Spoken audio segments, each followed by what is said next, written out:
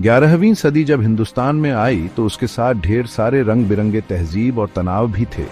जगह जगह राजाओं का राज्य था और हर कोई ताकत और रुतबे के लिए लड़ रहा था।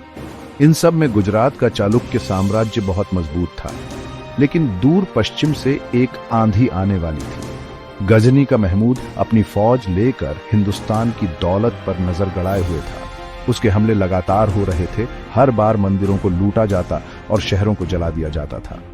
सोमनाथ का अमीर शहर, जो हिंदुओं के लिए आस्था का केंद्र था, वो भी महमूद के कहर से नहीं बच पाया।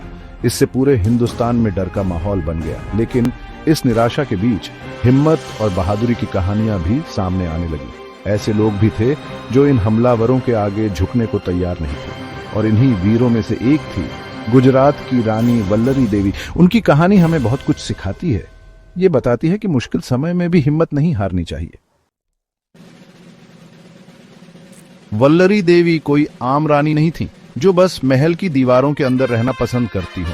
जब वो बहुत छोटी थीं, तभी उनके माता पिता गुजर गए। राजा दुर्लभराज, जो अपनी समझदारी और दयालुता के लिए जाने जाते थे, उन्होंने वल्लरी को गोद ले लिया। राजा दुर्लभराज ने वल्लरी को राजनीति, कूटनीति और युद्ध की कला की शिक्षा दी। वल्लरी ने तलवारबाजी, तीरंदाजी और घुड़सवारी में महारत हासिल कर ली थी। उनकी बहादुरी की मिसाल दी जाती थी। उन्हें क्या पता था कि जल्द ही उनकी परीक्षा होने वाली है। नियति ने उन्हें चुना था कि वो अपनी प्रजा और अपनी धरती की रक्षा करें। चालुक्य साम्राज्य में ये खबर जैसे ही पहुंची कि गजनी का महमूद तेजी से आगे बढ़ रहा है, हर तरफ डर फैल गया।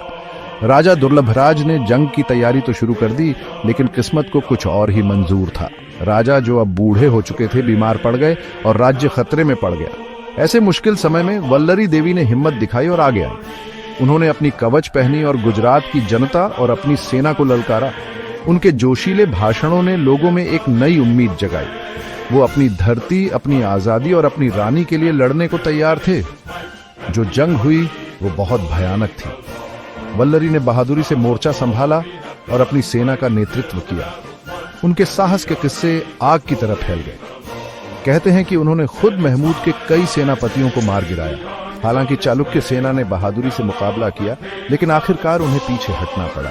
लेकिन वल्लरी देवी की बहादुरी हमेशा के लिए याद रहेगी। हार के बाद भी रानी वल्लरी देवी का हौसला नहीं टूटा।